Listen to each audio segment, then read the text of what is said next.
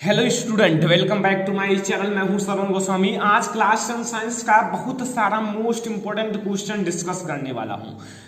आपके जितने भी लॉन्ग क्वेश्चन है विथ सॉल्यूशन के साथ डिस्कस करने वाला हूं। देख सकते हो मानव नेत्र है, आपका बहुत बड़ा पोर्शन है। होम का नियम है, यहाँ लेंस की क्षमता, लेंस की समंजन क्षमता, निकट दृष्टि दोष, दूर दृष्टि दोष एंड आप लोग देख सकते हो बहुत सारे क्वेश्चन हैं आप दीर्घ उत्तरीय जो आपके लॉन्ग क्वेश्चन में पूछे जाते हैं विथ सॉल्यूशन के साथ। तो स्टूडेंट इस वीडियो को लास्ट तक देखना। अगर वीडियो पसंद आए वीडियो को लाइक करना, शेयर करना अपने फ्रेंड्स के साथ। अगर चैनल पर नए आए हो तो सब्सक्राइब जरूर कर लेना, ठीक है। तो चलिए शुरू करते हैं आज के वीडियो को। देखो, महत्वपूर्ण प्रश्न, class 10 science most important question. पहला मानव नेत्र, ठीक है। देखो मानव नेत्र होता क्या है, पहले मैं आप लोगों को उसका डिफिनेशन बताने वाला हूं। What is human eyes. देखो स्टूडेंट, मानव नेत्र जो होता है ना, एक बहुमूल्य उपयोगी प्रकृति द्वारा प्रदान किया गया एक उपयोगी अंग है। मतलब ये बहुत ज्यादा बहुमूल्य है, मतलब इसका मूल्य नहीं किया जा सकता, इतना ज्यादा ये बहुमूल्य है। अगर किसी व्यक्ति के पास नहीं है तो उसका एक मतलब बहुत ही बदसूरत माना जाता है। तो मानव नेत्र एक बहुमूल्य उपयोगी प्रकृति द्वारा प्रदान किया गया एक उपयोगी अंग है, जिसकी सहायता से मनुष्य संसार का 85 से 90% की सूचनाएं प्रदान करता है। स्टूडेंट, जो मनुष्य है ना, अगर आंख ना हो तो वो 85 से 90% की सूचना प्राप्त नहीं कर सकता है। तो अर्थात ये आंख जो है ना, मनुष्य अपनी ह्यूमन आइज से यानी कि आंखों से 85 से 90% तक की सूचनाएं प्रदान करता है, सूचनाएं उसे प्राप्त होता है, ठीक है। तो ह्यूमन आइज के बारे में मैंने जो सटीक था उसे लिख दिया है। जो ह्यूमन आइज है वो कैमरे की भांति व्यवहार करता है। ऐसे मतलब कई प्रकार से कहीं भी बुक में लिखा होगा, लेकिन डोंट वरी, जैसा मैं बता रहा हूं ऐसा लिखोगे तो फुल में फुल मार्क जरूर मिलेगा, ठीक है। तो चलिए आगे बढ़ते हैं। इसका चित्र मैं आपको समझाता हूं, बहुत अच्छे से बना नहीं है लेकिन जैसा बना है अच्छा ही है। मैं आप लोगों को इनके पार्ट्स को बताने वाला हूं। तो भैया आप लोग करना क्या, वीडियो को लाइक जरूर करना, ठीक है। चलिए शुरू करते हैं। देखो पहला जो है ना, ये आपका है जो ना, ये चीज यहाँ एक बिंदु है, इसे हम लोग कहते हैं अंध बिंदु, ठीक है। देखो स्टूडेंट, स्ट्रक्चर आपको कई प्रकार से मिल सकता है, थोड़ा इधर उधर लिखा भी मिल सकता है, ठीक है। क्या है स्टूडेंट, अंध बिंदु। थोड़ा चेक कर ले अच्छे से, ठीक है। ठीक है, कोई दिक्कत नहीं है, ठीक है। यहां ये बिंदु क्या है, ये बिंदु है आपका स्टूडेंट, ये बिंदु, ये बिंदु है स्टूडेंट, क्या है, पीत बिंदु। क्या है, पीत बिंदु।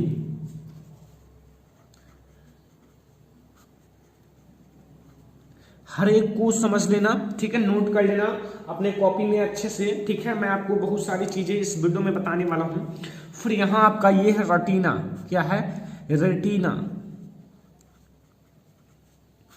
ये क्या है स्टूडेंट, रेटिना, रेटिना, ठीक है। हर एक चीज ध्यान से देखना, ठीक है। रेटिना हो गया। अब हम लोग ये जो है ना आपका बीच में क्या भरा हुआ है, इसमें एक दरो भरा हुआ है स्टूडेंट।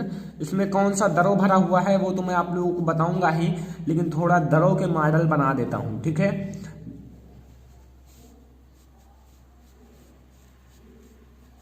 क्या है ये है स्टूडेंट काचाभ द्रो। क्या है, काचाभ द्रो,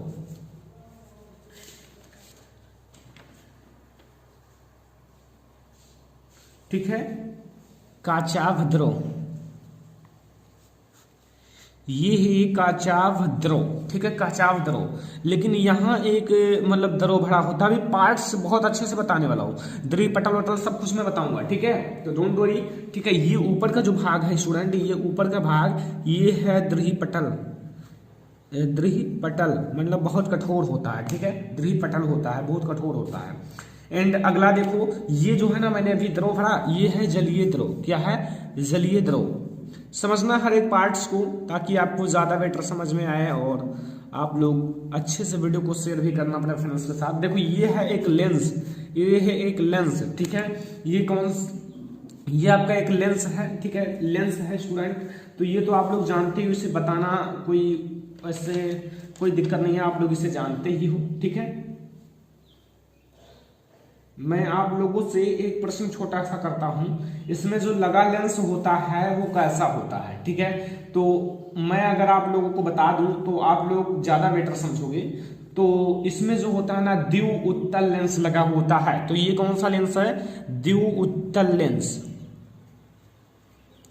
वैसे तो केवल लेंस ही लिखा रहता है, लेकिन आप लोगों की जानकारी के लिए मैं हर एक पार्ट्स को अच्छे से डिटेल में बता रहा हूं, ठीक है।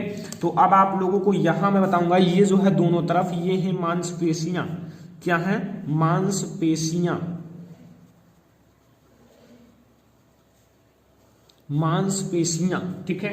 एंड ये आपका जो ऊपर का भाग है ना, ये आपका कार्निया है, क्या है, कार्निया। देखें थोड़ा सा, हाँ सही है, बिल्कुल राइट है, कार्निया,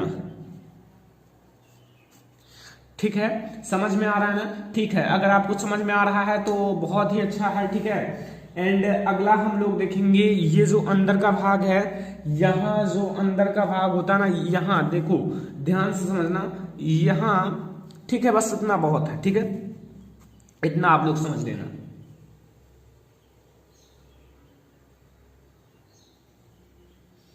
समझ में आ रहा है ना, तो बहुत ही अच्छा है, अगर समझ में आ रहा है तो, ठीक है, ठीक है। तो अब हम लोग एक एक को बारी बारी से देखते हैं। पहला है दृढ़पटल, दृढ़पटल के बारे में देखते हैं।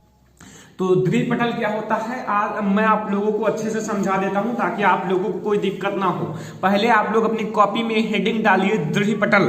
तो दृढ़पटल क्या होता है, मानव नेत्र बाहर से दृढ़ व श्वेत अपारदर्शी परत से ढका होता है, मतलब वो अपारदर्शी होता है, आर पार नहीं दिखाई देता है, और बाहर से श्वेत यानी कि अब दृढ़पटल जो बहुत कठोर होता है, ठीक है, इसे परत से ढका होता है, जिसे दृढ़पटल कहते हैं। ये कठोर क्यों होता है, क्योंकि अगर आपको आंख मतलब सुरक्षित रखना है, मतलब सुरक्षित करने के लिए ये दृढ़ यानी कि कठोर होता है, कोई चीज आए टकरा कर चली जाए, कोई इफेक्ट ना पड़े, ठीक है। तो मानव नेत्र बाहर से दृढ़ व श्वेत, श्वेत मतलब सफेद अपारदर्शी परत से ढका होता है, जिसे दृढ़पटल कहते हैं। दूसरा हेडिंग देखो कार्निया, कार्निया समझना, नेत्र के सामने का भाग पारदर्शी तथा उभरा हुआ होता है, जिसे कार्निया कहते हैं। नेत्र के सामने का भाग ये जो पारदर्शी तथा उभरा हुआ होता है उसे कार्निया कहते हैं। और दृढ़पटल ये देखो, जो दृढ़ यानी कि बहुत कठोर परत से जो मानव नेत्र ढका हुआ है उसी को दृढ़पटल कहा जाता है, ठीक है। अगला देखो आइरिस, आइरिस आप लोगों को देखो, आइरिस क्या होता है, कार्निया के पीछे एक रंगीन पारदर्शी झिल्ली का पर्दा होता है, जिसे आइरिस कहते हैं। मैं आपको समझा दूं स्टूडेंट कि यहाँ जो इसके कार्निया के पीछे यहाँ एक रंगीन पारदर्शी पर्दा होता है, यहाँ, ठीक है, यहाँ एक रंगीन पारदर्शी पर्दा होता है, जिसे हम लोग आइरिस कहते हैं। क्या कहते हैं, आइरिस, आइरिस कहते हैं, ठीक है। या आइरिस भी लिख सकते हो, आइरिस भी लिख सकते हो, ठीक है, या छोटी ई लिखो या फिर या लिखो, या छोटी ई ही लिख दो, कोई दिक्कत नहीं है स्टूडेंट, ठीक है। तो यहाँ आइरिस, आइरिस समझना, कार्निया के पीछे एक रंगीन अपारदर्शी, अपारदर्शी होता है, ये याद रखना, झिल्ली का पर्दा होता है, जिसे आइरिस कहते हैं, आइरिस कहते हैं, ठीक है। आइरिस तो समझ में आ गया ना। तो अब आप लोग ध्यान से देखते रहिए, तीसरा पॉइंट आपको समझ में आ गया, दृढ़पटल, कार्निया एंड आइरिस। अब हम लोग आगे का जो है टॉपिक है उसे देखते हैं। देखो स्टूडेंट, आइरिस के मध्य में, जो आइरिस है, आइरिस के मध्य में एक छोटा सा छिद्र पाया जाता है, जिसे पुतली कहते हैं। आइरिस, जो आइरिस है उसके मध्य में एक छोटा सा छिद्र पाया जाता है, जिसे हम लोग पुतली कहते हैं। लेकिन पुतली की एक विशेषता है, जिसे मैंने नोट में लिखा है, नोट में लिखा, ऐसा कोई नहीं बताएगा, पूरे यूट्यूब पर ऐसा कोई बताने वाला नहीं है स्टूडेंट, जैसा मैं बता रहा हूं, ऐसा आपको कोई लिख कर नहीं बताएगा जैसा मैं बता रहा हूं, ठीक है। ऐसे आपको नोट कर लो ना, और अगर ऐसे बोर्ड एग्जाम में लिख दो तो 1 मार्क नहीं कटेगा आपका, 1 मार्क, ठीक है। नोट देख लो। पुतली जो है, पुतली की यह विशेषता होती है कि वह अधिक प्रकाश में छोटी तथा अंधकार में अपने आप बड़ी हो जाती है, अतः प्रकाश की सीमित मात्रा ही नेत्र में प्रवेश कर पाती है। अर्थात पुतली जो है ना, इसकी नोट यही है कि पुतली ना ज्यादा प्रकाश नेत्र को चाहिए, ना कम प्रकाश चाहिए, सीमित प्रकाश चाहिए। अगर ज्यादा प्रकाश हो जाएगी तो पुतली क्या होता है, अधिक छोटी हो जाती है, अर्थात बंद हो जाती है छोटी सी, और जो अंधकार में ये बड़ा हो जाता है, अर्थात प्रकाश की सीमित मात्रा ही प्रवेश कर पाती है हमारे मानव नेत्र में, ठीक है। चौथा पॉइंट समझिए, जलीय द्रव है। जलीय द्रव कार्निया और नेत्र लेंस के बीच में एक नमकीन पारदर्शी द्रव भरा होता है जिसे जलीय द्रव कहते हैं। कार्निया जो होता है, कार्निया उभरा हुआ भाग, और नेत्र लेंस, ऐसे कार्निया का उभरा हुआ भाग था, यहाँ नेत्र लेंस था, तो इन दोनों के बीच में जो पारदर्शी द्रव भरा हुआ होता है ना, उसी को हम लोग जलीय द्रव कहते हैं। ठीक है, काचाभ द्रव, नेत्र लेंस के पीछे, जो नेत्र लेंस है, नेत्र लेंस के पीछे एक अन्य पारदर्शी द्रव भरा होता है जिसे काचाभ द्रव कहते हैं। तो नेत्र लेंस के पीछे जो है ना स्टूडेंट, एक दूसरा पारदर्शी द्रव भरा होता है जिसे काचाभ द्रव कहते हैं। छठवां पॉइंट है रक्तक पटल। रक्तक पटल समझना, द्विपटल के नीचे काले रंग की एक झिल्ली होती है जिसे रक्तक पटल कहते हैं। ठीक है, जो द्विपटल है, द्विपटल के नीचे काले रंग की एक झिल्ली होती है, ब्लैक कलर की। ठीक है, एक झिल्ली होती है जिसे रक्तक पटल कहते हैं। ठीक है, अगला रेटिना। रेटिना क्या होता है? रक्तक पटल के नीचे, रक्तक पटल के नीचे नेत्र के सबसे भीतरी भाग में, ऐसे नेत्र है, ऐसे नेत्र है, नेत्र के सबसे भीतरी भाग में। ठीक है, नेत्र के सबसे भीतरी भाग में एक पारदर्शी झिल्ली होती है जिसे रेटिना कहते हैं। एक पारदर्शी वो होता है जिसमें आर पार देखा जा सकता है। तो रक्तक पटल के नीचे नेत्र के सबसे भीतरी भाग में एक पारदर्शी झिल्ली होती है जिसे रेटिना कहते हैं। ठीक है, अगला पीत बिंदु। पीत बिंदु क्या है? रेटिना के बीचों बीच, जो रेटिना है ना, रेटिना के बीचों बीच में एक पीला सा भाग होता है जहां बना हुआ प्रतिबिंब सबसे स्पष्ट दिखाई देता है।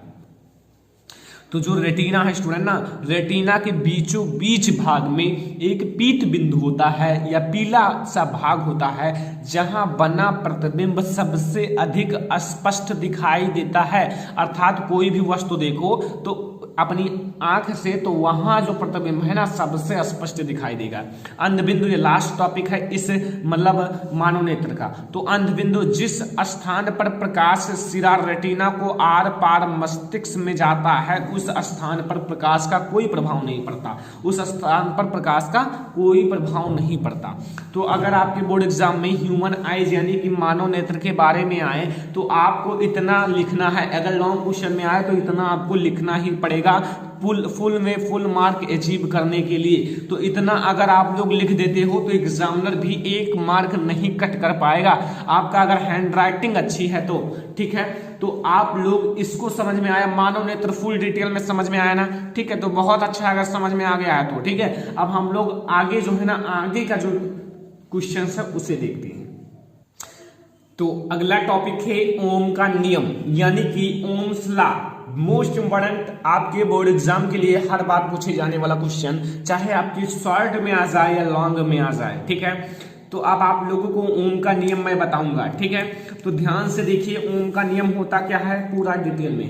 देखो ओम का नियम, ओम के नियमानुसार, मतलब ओम ने जो नियम दिया था उनके अनुसार, अकॉर्डिंग टू ओम्स लॉ। ठीक है, देखो जब भौतिक अवस्थाएं जैसे ताप दाब, जो भौतिक अवस्थाएं होती हैं, भौतिक अवस्था किसी पदार्थ की भौतिक अवस्था, ऐसे चालक यानी कि कंडक्टर की भौतिक अवस्था ताप दाब समान रहे, अर्थात उसका जो ताप दाब है ना वो स्थिर रहे अर्थात समान रहे, तो किसी चालक में प्रवाहित तो होने वाली धारा, तो कोई कंडक्टर है, चालक है, उसमें अगर हम लोग धारा फ्लो करें अर्थात जो करंट है उसे फ्लो कराते हैं यानी कि प्रवाहित करते हैं, तो उनके सिरों के बीच जो विभवांतर होता है के समानुपाती होता है। अर्थात कहने का अर्थ है जो धारा होगा वो विभवांतर के समानुपाती होगा।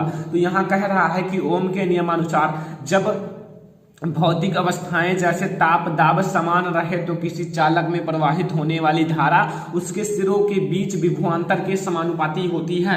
अब आपको ध्यान to देखिए करना क्या है, देखो आपको मैं ध्यान से समझा देता हूं। देखो यहाँ पे जो विभवांतर होता है ना, हाँ विभवांतर जो होता है वो समानुपाती होता है धारा आई की, यानी कि धारा की। अब यहाँ आप लोग ऐसे भी लिख सकते हो या फिर आप लोग इसे लिख सकते हो V समानुपाती I, लिख सकते हो ना। अब यहाँ देखो ये जो V है, अगर इसे समानुपाती चिन्ह को हटाओगे तो एक नियतांक जुड़ेगा जिसे R यानी कि प्रतिरोध कहते हैं।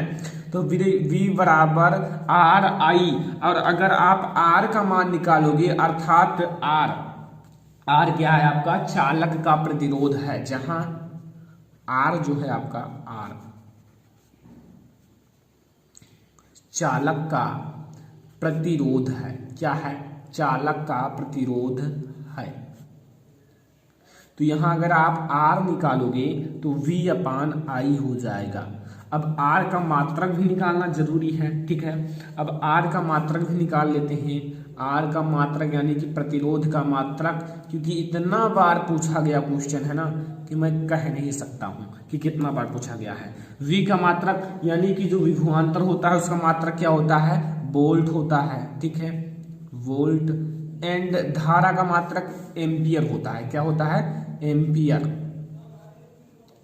तो यहां आप इसका एक मात्रक तो वोल्ट बटे एम्पियर दे सकते हो, लेकिन इसका मात्रक जो मेन होता है ना, वो ये जो वोल्ट बटे एम्पियर होता है वो ओम के बराबर होता है।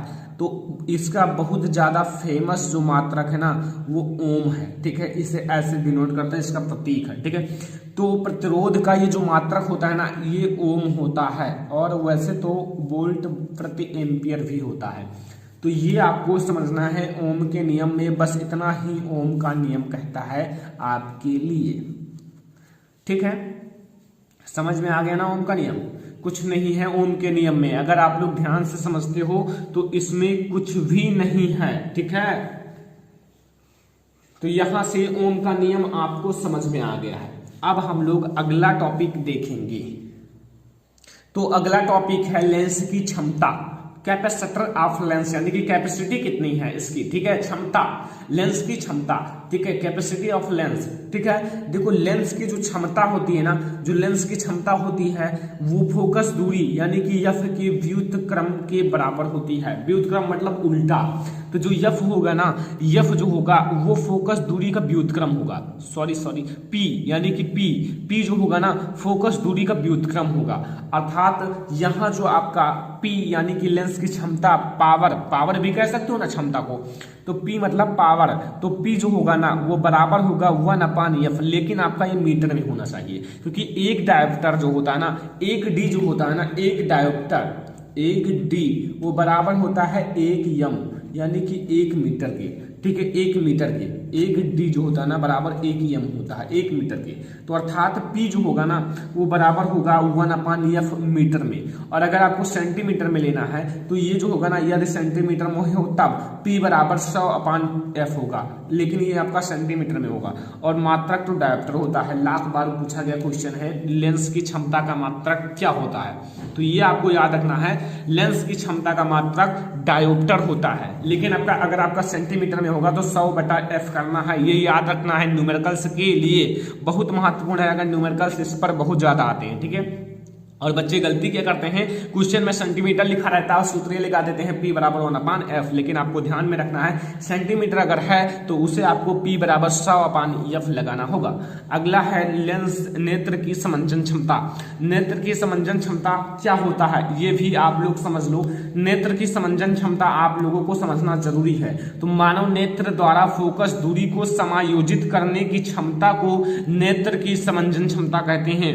जो मानव नेत्र की फोकस दूरी है, जैसे मानव नेत्र अपनी किस आंख से किसी वस्तु को देखता है तो उस मतलब अपनी आंख की फोकस दूरी जो होता है ना, फोकस दूरी को समायोजित करने की क्षमता जो होती है ना समंजन क्षमता कहलाती है। जैसे आदमी वृद्धि यानी कि आदमी बूढ़ा होने लगता है, वैसे उसकी नेत्र की समंजन क्षमता घटने लगती है, ठीक है। देखने की क्षमता घटने लगती है। तो नेत्र की समंजन क्षमता यही होता है कि मानव नेत्र द्वारा फोकस दूरी को समायोजित करने की क्षमता नेत्र की समंजन क्षमता कहलाती है। तो चलिए देखते हैं प्रश्नों को। देखो स्टूडेंट, निकट दृष्टि दोष के कारण तथा निवारण आपको बताना है। जो निकट दृष्टि दोष होता है उसके कारण बताने हैं, क्यों होता है निकट दृष्टि दोष और उसका निवारण कैसे किया जाए ये आप लोगों को बताना है, ठीक है। तो अब आप लोग देख सकते हो ये प्रश्न कितना मोस्ट इंपॉर्टेंट है। 2012 में आया हुआ है, 2014 में, 2016 में, 2017 में, 2018 में, 2019 में, 2020 में, ये 19 लिखा हुआ है, ठीक है। तो इतना बार आया हुआ है तो इसे देखना जानना जरूरी है। तो आप लोगों को मैं अच्छे से समझा देता हूं, आज के बाद आप नहीं कहोगे निकट दृष्टि दोष, दूर दृष्टि दोष में आपको कोई भी दिक्कत नहीं होने वाला है। देखो निकट जो होता है ना, इस दोष में नेत्र निकट की वस्तुओं को स्पष्ट देख सकता है। निकट दृष्टि दोष में निकट की वस्तुएं स्पष्ट दिखाई देती हैं, ठीक है। तो इस दोष में जो नेत्र है ना, आंख, वो निकट यानी कि जो नजदीक वस्तु है उसे तो स्पष्ट देख लेता है, परंतु अधिक दूर पर रखी वस्तु को स्पष्ट नहीं देख सकता है, नहीं दिखाई देती है। अर्थात नेत्र का दूर बिंदु अनंत पर न होकर कम दूरी पर आ जाता है। अनंत पर अगर होता, अगर समझो, अगर उसका दूर बिंदु अनंत पर होता तब तो वो दूर की बिंदुओं को स्पष्ट देख सकता था, लेकिन यहां निकट दृष्टि दोष में मानव नेत्र की जो दूर बिंदु है वो अनंत पे ना होकर नजदीक चली आती है, इसीलिए तो उसे दूर रखी वस्तु स्पष्ट नहीं दिखाई देता है। तो यहां एक बार और समझो, अभी आप लोगों को थोड़ा कंफ्यूजन है। देखो, इस दोष में नेत्र जो है ना, निकट की वस्तु को स्पष्ट देख सकता है, जो नजदीक की वस्तु है उसको तो स्पष्ट देख सकता है, परंतु अधिक दूर पर रखी वस्तु को स्पष्ट नहीं दिखाई देती है। परंतु जो दूर रखी वस्तु है उसे स्पष्ट नहीं दिखाई देती है। अर्थात नेत्र का दूर बिंदु अनंत पर न होकर नजदीक चला आता है, यानी कि कम दूरी पर चला आता है, इसीलिए उसे दूर की वस्तु स्पष्ट नहीं दिखाई देती है। कारण समझ लो, इस दोष के दो कारण हैं। दो कारण हैं, कौन कौन से समझो। नेत्र की वक्रता त्रिज्या बढ़ जाए जैसे उसकी फोकस दूरी घट जाए। जब उसकी फोकस दूरी घट जाएगी, अगर फोकस दूरी घटेगी तभी तो वो नजदीक की वस्तु को देख पाएगा। जैसे उसकी फोकस दूरी घट जाएगी, अगर आपकी फोकस दूरी पहले थी 10 मीटर देखने की, लेकिन आपकी फोकस दूरी घट गई, वो बची 8 मीटर देखने की। अब समझो, तो यहां कोई वस्तु यानी कि दूर रख दी जाए तो नहीं देख पाओगे। तो इसमें यही तो कह रहा है कि दूर रखी वस्तु को नहीं देख पाता, अर्थात इसकी फोकस दूरी जो है ना कम हो जाती है, इसीलिए दूर रखी वस्तु को नहीं देख पाता। पहले आपकी 10 सेंटीमीटर फोकस दूरी थी तो आप यहां रखी वस्तु को देख सकते थे, लेकिन जब फोकस दूरी कम हो गई तो इसे दूर की वस्तु नहीं दिखाई देता। अर्थात इसका यही कारण है कि नेत्र की वक्रता त्रिज्या तो बढ़ जाती है, लेकिन फोकस दूरी उसकी कम हो जाती है। और अगर वक्रता त्रिज्या बढ़ेगी तो फोकस दूरी कम जरूर होगी। कैसे, समझो। आप लोगों ने रिलेशन पढ़ा है क्या, R बराबर F बराबर R/2। और अगर यहां देखो, यहां R जो है ना वो बराबर 2F के होता है। तो अगर आप लोगों को यहाँ क्या कह रहा है, वक्रता त्रिज्या बढ़ जाए, अगर ये वक्रता त्रिज्या बढ़ेगी तो फोकस दूरी क्या होगी, कम हो जाएगी। तो यहाँ वक्रता त्रिज्या अगर बढ़ेगी तो फोकस दूरी कम हो जाएगी। तो नेत्र की वक्रता त्रिज्या बढ़ जाने पर उसकी फोकस दूरी कम हो जाती है। सेकंड है कि नेत्र लेंस और रेटिना के बीच की दूरी बढ़ जाए, अर्थात गोले का व्यास बढ़ जाए। दोनों का वही कहने का था, अगर वक्रता त्रिज्या बढ़ेगी तो व्यास भी बढ़ जाएगा। ठीक है, अब निवारण देख लो, इसका निवारण क्या है।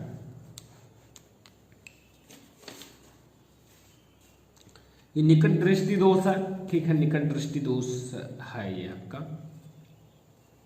देखो, इस दोष को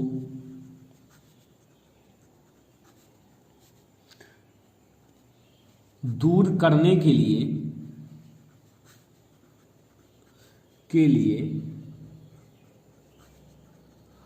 अवतल लेंस की चश्मे का उपयोग किया जाता है। अवतल लेंस के चश्मे का उपयोग किया जाता है, ठीक है। इसमें अवतल लेंस के चश्मे का उपयोग किया जाएगा दूर निकट दृष्टि दोष में। अब हमारा दूसरा टॉपिक है दूर दृष्टि दोष। दूर दृष्टि दोष उसका उल्टा है, ठीक है। दोनों भाई हैं तो एक सीधा था एक टेढ़ा है, मतलब दोनों एक प्रकार से उल्टे हैं, ठीक है। जैसे इस दोष में नेत्र का दूर वस्तुएं तो स्पष्ट दिखाई देती हैं, मतलब दूर की वस्तुएं स्पष्ट दिखाई देती हैं। जैसे मैंने आप लोगों को बताया था 10 सेंटीमीटर जो रखी वस्तु है वो तो स्पष्ट दिखाई देता, लेकिन 8 सेंटीमीटर वाला नहीं दिखाई देता। मतलब ये मैंने छोटा सा लिया है ना, परंतु पास की वस्तुएं स्पष्ट नहीं दिखाई देती, अर्थात जो नेत्र है का निकट बिंदु 25 सेंटीमीटर से अधिक हो जाता है। अगर नजदीक की वस्तुएं नहीं दिखाई देंगी तो 25 सेंटीमीटर पर रखी वस्तु नहीं दिखाई देगा। जैसे आपकी आंख है और आंख से 25 सेंटीमीटर रखी वस्तु नहीं दिखाई देगा, अगर उसे दूर दृष्टि दोष है तो उसका निकट बिंदु और दूर हो जाता है, 25 सेंटीमीटर नहीं रहता है। ठीक है, एक बार और समझा देते हैं। देखो, इस दोष में नेत्र का दूर की वस्तुएं को तो स्पष्ट दिखाई देता है, मतलब जो दूर की वस्तुएं हैं वो तो स्पष्ट देख लेता है, कोई दिक्कत नहीं होता। समझो,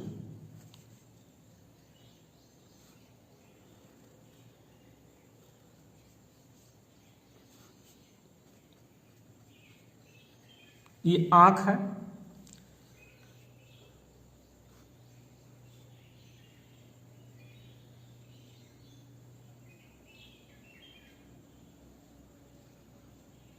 यहाँ एक गाड़ी खड़ी हुई है। ठीक है, तो यहाँ कह रहा है कि इस दोष से पीड़ित व्यक्ति दूर की वस्तुओं को स्पष्ट देख सकता है, इस वस्तु को स्पष्ट देख लेगा, ये जो गाड़ी है ना इस वस्तु को स्पष्ट देख लेगा, लेकिन जो नजदीक अगर यहाँ एक चीज रख दी जाए, यहाँ एक बुक रख दी जाए, यहाँ एक बुक, तो इसे नहीं देख पाता। मतलब ये नजदीक की वस्तु को नहीं देख पाता, ये नजदीक रखी हुई है लेकिन ये दूर की वस्तु को देख लेता है। ठीक है, तो यही मैं कह रहा हूं।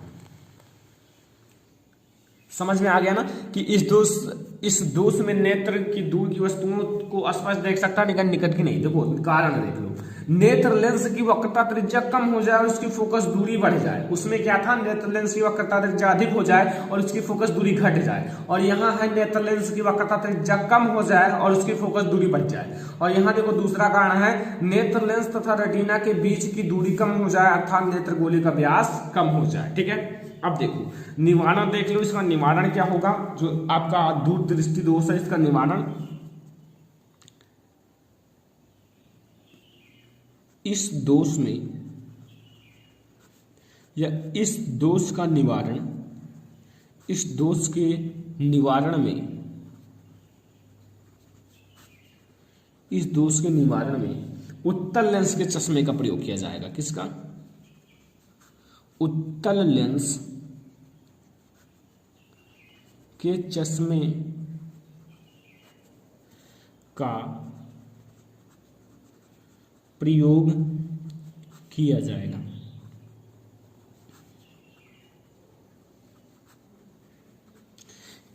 ठीक है, इस मतलब दोष को दूर करने के लिए, इसके निवारण के लिए उत्तल लेंस के चश्मे का प्रयोग किया जाएगा।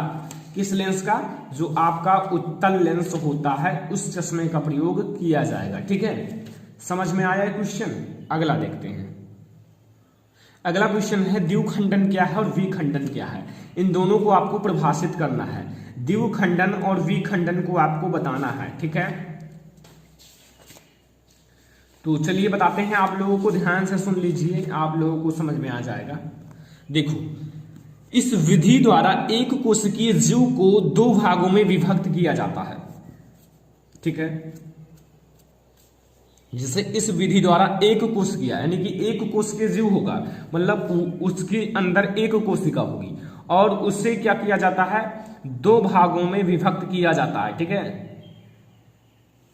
और देखो दो भागों में, और प्रत्येक भाग एक नए जीव में विकसित हो जाता है। उसका एक एक भाग दो भाग में किया गया तो दोनों भाग नए जीव में विकसित हो जाते हैं, अर्थात नए जीव का निर्माण करते हैं। एग्जाम्पल के लिए अमीबा, अमीबा जो होता है ना, एक अमीबा होता है लेकिन वो ऐसे विभाजित होकर दो नए अमीबा का निर्माण कर लेती हैं। ठीक है, अगला बहुखंडन, इस विधि में एक कोशिकीय जीव अनेक भागों में विभक्त हो जाता है, अर्थात एक कोशिका होगा लेकिन वो अनेक कोशिका में विकसित हो जाती हैं। ठीक है, एंड प्रत्येक नए जीव का निर्माण करती हैं। एग्जाम्पल के लिए मलेरिया परजीवी। अगला क्वेश्चन आप लोगों के लिए सबसे महत्वपूर्ण क्वेश्चन है, एक रिएक्शन है। ठीक है, अभिक्रिया है, लिखा हुआ है एसिटिक अम्ल से मेथेन। अगर इसके रिकॉर्ड की बात की जाए तो आप लोग कहोगे इतना इंपॉर्टेंट है कि इसकी बात नहीं की जा सकती रिएक्शन के लिए। ठीक है, एसिटिक अम्ल से मेथेन,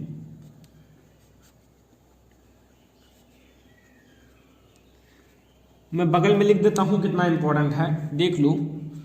2012 में पूछा गया है, 13 में पूछा गया है, 14 में पूछा गया है, 15 में पूछा गया है, 16 में पूछा गया है, 20 में पूछा गया है।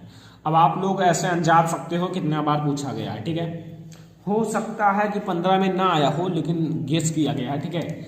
देखो एसिटिक अम्ल, एसिटिक अम्ल क्या है, फार्मूला पहले आप लोग बता दो फिर मैं बताता हूं। बहुत अच्छा, एसिटिक अम्ल का फार्मूला क्या होता है, CH3COOH, this is acetic acid, ठीक है। और इसकी जब आप सोडियम हाइड्रोक्साइड यानी कि NaOH के साथ अभिक्रिया कराओगे, this is sodium hydroxide, and then आपको जो प्रोडक्ट मिलेगा वो प्रोडक्ट आपका क्या मिलने वाला है, व्हेन आप जब रिएक्शन कराओगे, reaction between acetic acid and sodium hydroxide, then आपको जो प्रोडक्ट मिलेगा वो मिलेगा CH3COONA। व्हाट इज दिस, आप लोगों को पता होगा, एंड प्लस H2O, वाटर भी मिलेगा। लेकिन ये क्या है, ये आप लोग याद रख लेना, ये आपका है सोडियम, क्या है Na, सोडियम। लेकिन आगे जो आपका लगा हुआ है ना, दिस इज CH3COOH, एसीटेट, क्या है एसीटेट, अर्थात सोडियम एसीटेट। ये आपका है जल, हिंदी में लिख देते हैं, ये आपका है सोडियम हाइड्रोक्साइड, एंड ये आपका है एसिटिक अम्ल, ये ऊपर जो लिखा हुआ है, ठीक है। और इसमें हाइड्रोक्सिल समूह जुड़ा हुआ है। अब ही तो हमें कुछ प्राप्त नहीं हुआ, मेथेन हमें प्राप्त करना है, CH4 प्राप्त करना है, मेथेन प्राप्त करना है, तो अभी तो हमें प्राप्त नहीं हुआ। तो CH4 प्राप्त करने के लिए यहाँ देखो इसकी अभिक्रिया जो आपका सोडियम एसीटेट है ना, इसको यहाँ लिखो, ये आपका 2 बार होगा रिएक्शन, यानी कि 200 रिएक्शन है Na। अब इसकी अभिक्रिया जब आप लोग फिर से NaOH के साथ कराओगे तब आपको प्राप्त होगा, ठीक है। क्या प्राप्त होगा, देखो यहाँ CH3 है और यहां से एक गैस ले लो, यानी कि CH4 हो गया ना। यहां से समझो, यहां CH3 ऑलरेडी है ना, और यहां से एक गैस ले लो, CH4 हो गया, ठीक है। ये अब यहां Na और Na मिलकर Na2 बना दी ना, Na और Na2, एंड C आपका ये है, C लिख लो, और वो कितना है 1 2 3, ये बीच में है ना, तो CO3। तो ये आपका क्या है, ये है आपका मेथेन। तो एसिटिक अम्ल से मेथेन आपको ऐसे बनाना है, एंड ये आपका है क्या है, सोडियम कार्बोनेट। Na2 से सोडियम होता है, CO3 से कार्बोनेट, सोडियम कार्बोनेट, ठीक है। तो ये रिएक्शन आपका हो गया, समझ में आ गया ना। छोटा सा रिएक्शन था, मैंने सोचा आप लोगों को करा दूं, ठीक है, ताकि आप लोगों को समझ में आ जाए, ठीक है। तो स्टूडेंट, ये था आज का हमारा बहुत ही महत्वपूर्ण वीडियो, ठीक है। ये वीडियो इतना आप लोगों को पसंद आया होगा कि आप लोग जरूर लाइक करके दिखाइएगा कि हमें ये वीडियो पसंद आया। आप लोग ज्यादा से ज्यादा लाइक कीजिए, शेयर कीजिए अपने फ्रेंड्स के साथ, ताकि हम आप लोगों के लिए ऐसे वीडियोज बना सकें जो आप लोगों के बोर्ड एग्जाम में हिट करने वाले हैं। तो स्टूडेंट, इस वीडियो को आप लोग ज्यादा से ज्यादा लाइक कीजिए, शेयर कीजिए अपने फ्रेंड्स के साथ। आपको दिखाना है कि ये वीडियो हमें पसंद आया। अगर ज्यादा पसंद आया ना तो आपको वीडियो लाइक करके दिखाना है कि हमें इतना लाइक पहुंचाना है, ठीक है। लाइक एम है 10,000 लाइक, ठीक है। आपको इस वीडियो को 10,000 लाइक तक पहुंचाना है। तो स्टूडेंट, अगर वीडियो पसंद आया वीडियो को लाइक कीजिए, शेयर कीजिए अपने फ्रेंड्स के साथ। अगर चैनल पर नया हो तो सब्सक्राइब जरूर कर लेना, ठीक है स्टूडेंट। तो फिलहाल इस वीडियो में इतना ही, तब तक के लिए धन्यवाद। कोई भी आपको सुझाव देना हो कमेंट बॉक्स में बताना, ताकि मैं आप लोगों के लिए और भी वीडियोज बना सकूं। Thank you student.